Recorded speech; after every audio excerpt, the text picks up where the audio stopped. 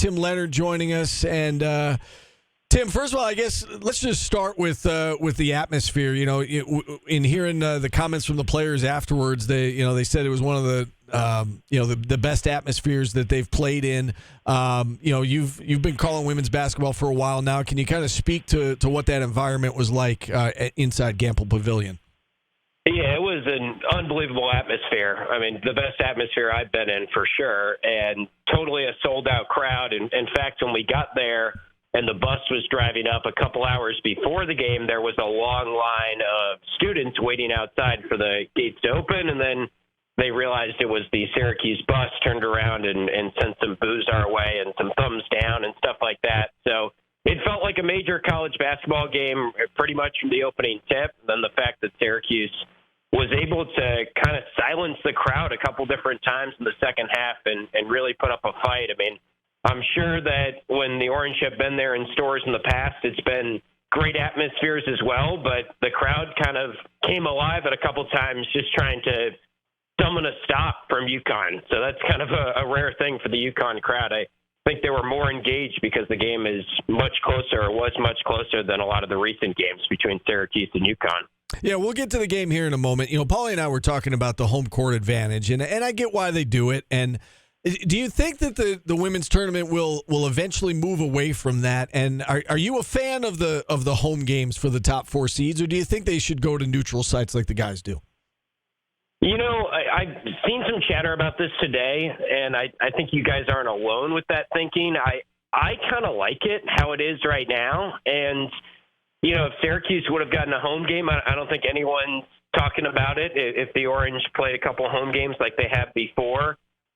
Just watching across the nation, NC State had a great crowd. And, you know, it's like a Monday at 4 p.m., and NC State is drawing a great crowd because it's at NC State. And I don't know, other sports outside of college basketball, like you earn home court advantage or home field advantage, and that's a big part of the playoffs. So it's a little funky. I think it's sort of odd to get used to if you're typically a men's college basketball fan, and it's maybe easy to point the finger and say, yeah, like Syracuse would have had a much better chance if it was a neutral site, and UConn gets a huge advantage there. And honestly, one of my biggest takeaways is that it's just a bummer that Syracuse didn't quite finish the season like they were trending and could have stayed. You know, I think if they were a 5 seed and they were playing at Indiana, or they were a 4 seed and hosting, then we're talking about a team that is probably still playing and going to the Sweet 16. So it's a bummer how it worked out. It's a tough draw for sure, but I kind of like it that it's a home court advantage, and it was a great atmosphere last night. That would have been something if they had to go to Indiana, given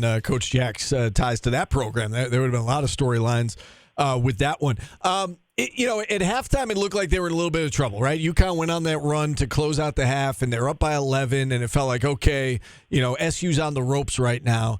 And then they come out of the locker room, and UConn misses its first 6 shots or whatever it was, and Cuse goes on a run, cuts it to 3, and then you kind of knew it was going to be close the rest of the way. Or there was kind of the feeling you got. What allowed them, every time UConn punched, what allowed Syracuse to punch back last night? Because it wasn't just De'Asia Fair. I mean, she was part of it, but it was really everybody in that starting lineup, wasn't it? Yeah, I mean, I think that's a testament to coaching. And when we talk about the future of this program, I just feel like it's in such great hands with Coach Jack, just because of what we saw in these NCAA tournament games. Yes, it was De'Asia Fair stealing the show, and you can make a case, all right, well, how good are they going to be without De'Asia Fair? She's such a legendary player, and you've got to move on without her. But the first-round game, it was Kennedy Perkins, who hasn't played much this year, is only averaging about 2 points per game entering the tournament. And she goes off for 8 points in the second half, plays every minute in the second half, and she was kind of ready when her number was called. And then the second-round game, it was Sophie Burrows, who steps up and is just a freshman and had to start for the 4th time all season because of Elena Rice's injury. And she hits 6 threes, has a career-high 18 points. So that, to me, is coaching, that no matter who it is, no matter what the situation is, the team all year just has showed no quit. And being around Coach Jack and getting to see some of her pregame speeches and everything, I'm sure the fan base has a good feel for how motivating they might be and how passionate they might be. And I just kind of had a good feeling that this team was going to hang around at UConn just based on how coach was kind of motivating them in the lead up to the game because, she was pretty honest about the situation and understood that this team probably isn't as good as UConn, but she just wanted them to go out there and put together 40 minutes, put together the best effort they could possible, and I think they certainly did that last night. I mentioned to Paulie in the first segment that Mario was at the game for us, and he went inside the locker room, talked to a lot of the players afterwards, and one of the common themes throughout the locker room was just about what a joy it was to play with each other and the culture and the foundation and the family atmosphere. And that goes back to Coach Jack and all of that. Can you speak to that a little bit? I mean, you're obviously with the team, on the road and, on the team bus and in the charters and all that. Can you speak to what this family atmosphere is all about, this foundation that Coach Jack has laid since she arrived 2 years ago? Yeah, for sure. I think that, like I said, is the most encouraging part about this entire situation is it's been exactly 2 years. I think it's the 2-year anniversary of when Coach Jack took the job. And to have this culture, not just a foundation, but more than that even, from a culture standpoint already, I mean, things are totally humming on that front. And it just feels like being around the team. It's a group that really enjoys playing with one another. They're not pointing fingers. And, last year's team was a little bit of the pointing finger type. Just, I think, given the situation, they had to bring in 8 new players and all players coming from different areas that were kind of like trying to prove themselves and trying to establish themselves and maybe get a chance at playing professional basketball. This year's team, everyone just really knew their roles very well. And Deasia Fair was the closer. Georgia Woolley was an impact player for them. Sophie Burrows is a good shooter. Like, you can go on and on down the list. And it just feels like this year's team kind of understood their roles really well and really enjoyed playing with one another and certainly really enjoyed playing for Coach Jack. So when you look ahead to, all right, how are they going to do without Deasia Fair? To me, the coaching staff deserves so much credit for pushing UConn to the brink last night and getting the team ready to play that I'm overall very optimistic about the future of the program, even though they are losing such a great player. All right, so let's go there next. Obviously, Deasia Fair moves on to the WNBA.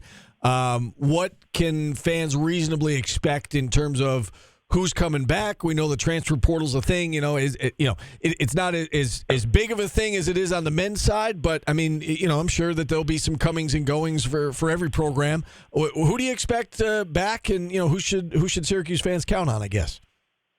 Yeah, I mean, I think Georgia Woolley has no reason to leave. She's now going to be a senior next year. She's been with Coach Jack from the start.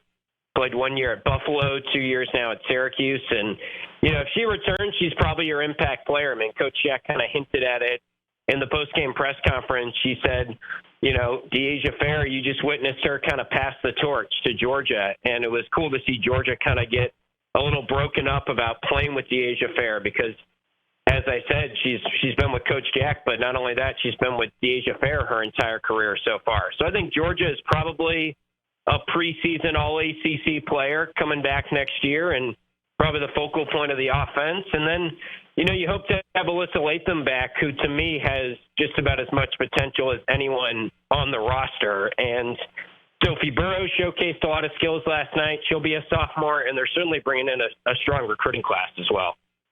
All right, so when you look back on this season, Tim, and maybe it's too early because it's, I'm sure you got back super late last night and it hasn't even been 24 hours, but when the dust settles, when you do allow yourself to reflect back, what do you think is going to come to mind for you first and foremost about the 2023-2024 season? Yeah, I think it's the Deasia Fair moments and just the team's ability in the fourth quarter to consistently get it done, to really show no signs of quitting. I mean, I've talked about it all season long, but they won another fourth quarter last night and ended up winning 25 of the 32 fourth quarters they played in this season. So after that was the major storyline in year one is they just couldn't get it done in the fourth quarter. They totally flipped the script and became probably the best crunch time team in the nation. So that's a testament to the coaching staff as well. That's probably going to be kind of top of mind when I reflect on the season. But I think it's just great that they did play some very good basketball in the NCAA tournament because it was a remarkable year all year long, and they exceeded expectations to the point where it kind of felt like it wasn't being talked about a ton how good they were going into the tournament because they were kind of trending down and didn't play their best basketball, of course, at the ACC tournament. Got beat pretty bad by Florida State in their one game there. But it's just nice to know that they kind of put together more of a representative performance in the NCAA tournament for how they were playing the entire season. Got really a very fitting win in the first-round game against a good Arizona team. It's easy to be like, oh, they kind of snuck one out against an 11 seed, but Arizona was favored in that game, and Syracuse got the win. And then, UConn was a huge favorite last night, and in recent history, it has not gone well. In any history, it has not gone well at Storrs, and that was about as good of a performance as the program has ever had at Storrs. So that's really encouraging as well. Yeah, a lot to be proud of, right? A lot to remember and hold on to from this season. And if you're going to lose, that's the way to lose. Play well, but lose to a better team. No shame in that. Tim, thanks so much for coming on. Great work, and we'll see you tonight on the TV side of things. All right, sounds good, Steve. Thanks a lot. All right, Tim Leonard, the voice of the SU women, and our Mario Sacco, driving back from Storrs, Connecticut as we speak, was listening to the interview, just texted me, said Alyssa Latham told him in the locker room, I'll see you next year. So take that for what it's worth. I mean, obviously players could change their mind, but Wish I that certainly could see you next year. sounds encouraging. That's not very nice.